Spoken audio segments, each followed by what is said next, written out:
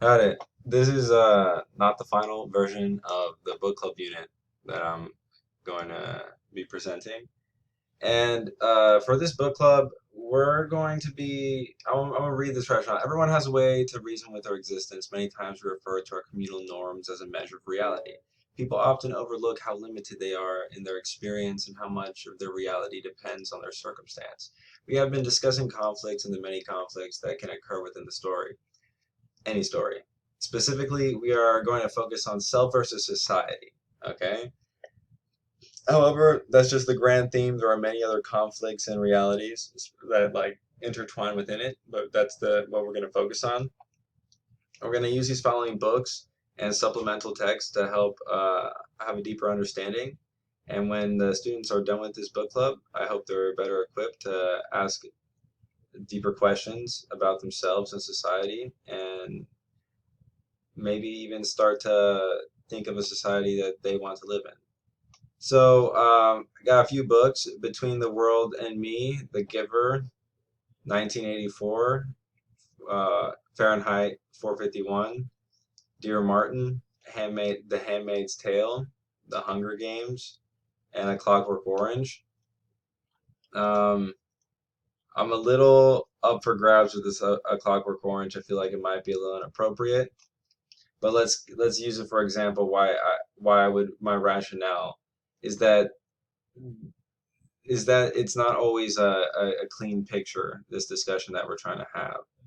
And it would almost be doing them disjustice to not give them some information of the possibilities that go on, of the realities that can go on, and how far people will go to uh, make people behave appropriately.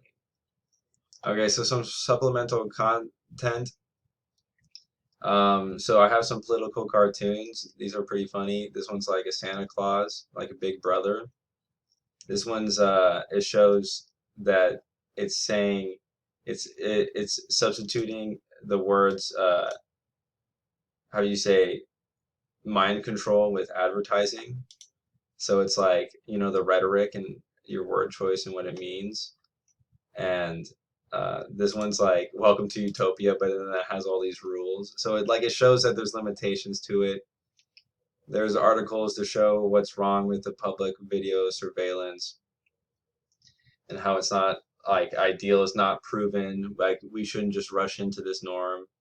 How is we're not only surveilled in cities and phones but from outer space, and how it's happening in real life, like this incident in China. There's a whole city that's surveillance. It's pretty ridiculous. It's intense.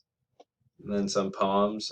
Here's this one that is a poem. I lived in the first century of world wars, and it talks about how pretty much the means of generating the outcomes the authorities want, and it's usually through war.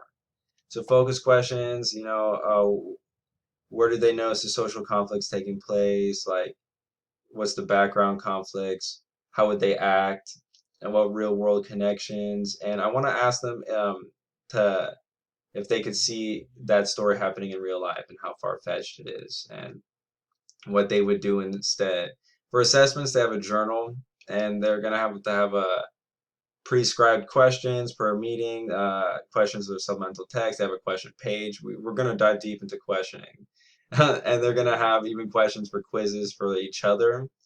And there's a project due by the end of the 4 weeks that's a page informal that describes their ideal society utopia. And the last 3 or 4 days of the 3 days of the 4 weeks will discuss the ideal societies and investigate them together, like question them and their plausibility and rationality and justifications. And so this pacing, I'm not up to date with this.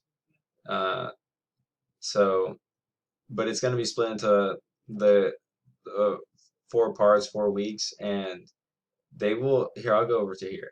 So they'll be able to have their own groups according to the book. They'll be keeping track in the journals.